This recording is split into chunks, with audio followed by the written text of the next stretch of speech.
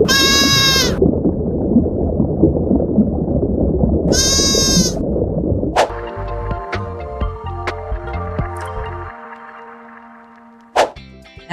kalau kalian dengar kata domba, kepikirannya apa nih?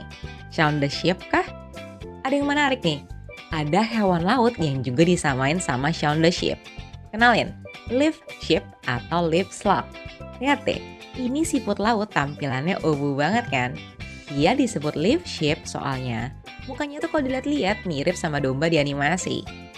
Kalau menurut Mbak Em pribadi sih malah mukanya kayak sapi di Harvest Moon nih. Tapi badannya emang bentuknya macam bulu domba. Atau bahkan kayak Pokemon di dunia nyata nggak sih? Leaf sheep ini termasuk siput, tapi mereka nggak punya cangkang. Jadi badannya aja nih yang langsung dominan warna hijau. Kalau kamu perhatiin gitu emang mirip daun-daun nggak sih badannya? Mau mirip sama tanaman sukulen nih kalau menurut Mbak Em. Nah, mereka ini nggak punya cangkang soalnya mereka udah berevolusi. Cangkang yang dulu fungsinya untuk pertahanan diri, digantiin sama pertahanan kimiawi buat menghadapi para predator. Ada juga disebut kalau si leaf sheep ini bisa melepaskan bagian tubuhnya buat melarikan diri dari para predator ini. Nama ilmiah dari leaf sheep ini Costachiela kuroshimae, yang mana merupakan perpaduan antara bahasa Latin dan juga bahasa Jepang. Costachiela merujuk ke nama genus dari siput laut yang masuk ke kelompok Sacoglossa. Terus Kuroshimae diambil dari Pulau Kuroshima yang ada di Jepang nih.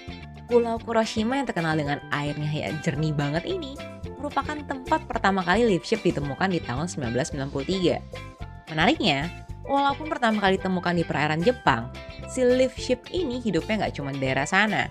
Mereka tersebar di beberapa negara lain. Kamu bisa temuin mereka di perairan tropis dangkal daerah Australia, Filipina, dan juga Indonesia. So, kalau kamu pengen banget melihat mereka secara langsung nih, kamu bisa diving di daerah Bali. Soalnya beberapa spot diving di Bali ini bikin chance kamu ketemu sama leaf sheep ini jadi besar banget. Cuma ya, kamu harus teliti banget kalau kamu mau cari dan ketemu sama mereka. Size mereka ini kecil banget. Rata-rata cuma sekitar 0,15 sampai 0,4 inci atau 4 sampai 10 mm. Nah, si leaf sheep ini kalau dilihat-lihat kayak ada antena atau tanduk gitu kan ya. Antena atau tanduk ini bukan sekedar hiasan yang bikin mereka kelihatan tambah imut loh. Tapi bagian tubuh yang dikenal dengan sebutan rhinophores. Ini berfungsi sebagai reseptor untuk bau dan rasa.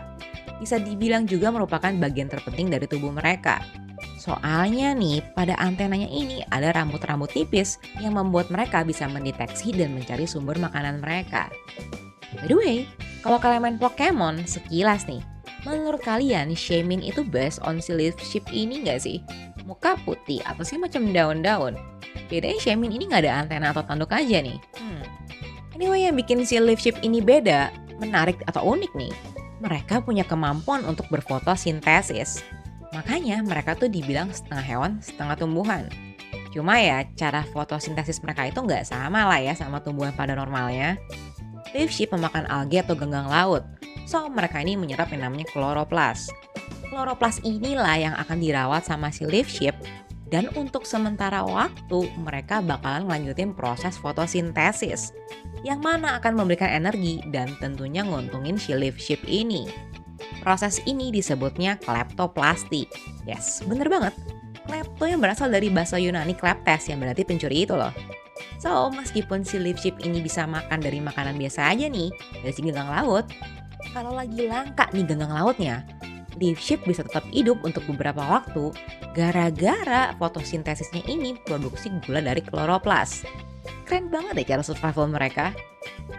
Anyway lagi nih, selain untuk proses kleptoplasti, kloroplas yang diserap sama si leaf sheep ini juga yang bikin mereka warnanya hijau kayak daun. Yes, bener banget lagi. Kloroplas itu kaya akan klorofil. Jadi si leaf sheep ini nama, bentuk, dan warnanya sesuai gara-gara makanan ini. Nah, karena bisa fotosintesis juga, makanya leaf sheep hidupnya di perairan dangkal. Biasanya mereka bisa ditemukan sekitar 9-18 meter di bawah permukaan laut. Di mana mereka ini masih bisa terpapar sinar matahari. Cuma ya balik lagi, karena ukuran yang mini itu butuh mata yang jeli banget buat nemuin mereka. Ya karena size dan bentuknya mirip sama tumbuhan ini juga, sebenarnya ngebantu mereka terlindungi dari predator sih.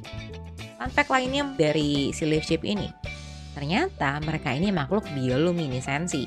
Yes, mereka mampu memancarkan cahaya dari tubuhnya sendiri. Bahasa gaulnya ya, mereka glow in the dark nih. Lagi-lagi, ini karena si kloroplas yang mereka serap.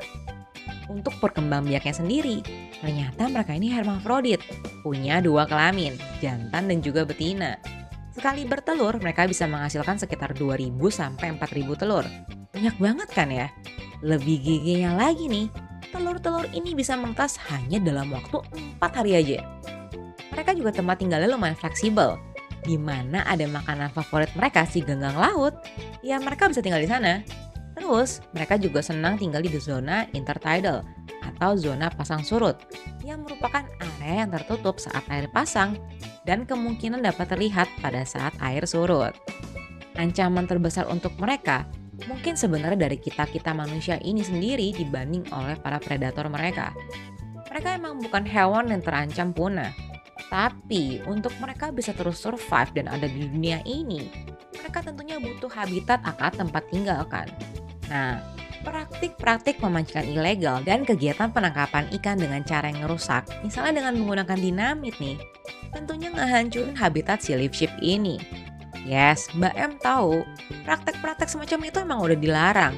Tapi kita semua tahu kan manusia itu kayak apa?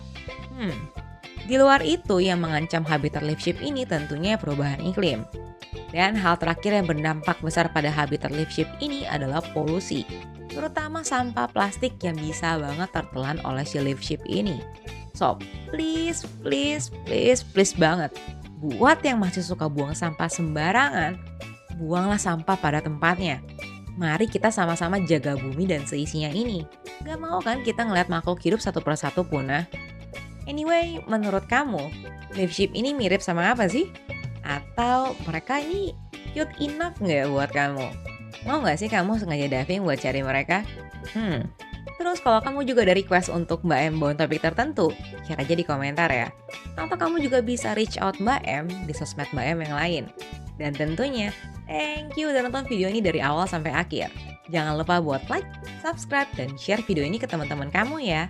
Mbak M dan Nici, pamit dulu. See you di video 1 Fakta Sejuta Cerita berikutnya. Bye-bye!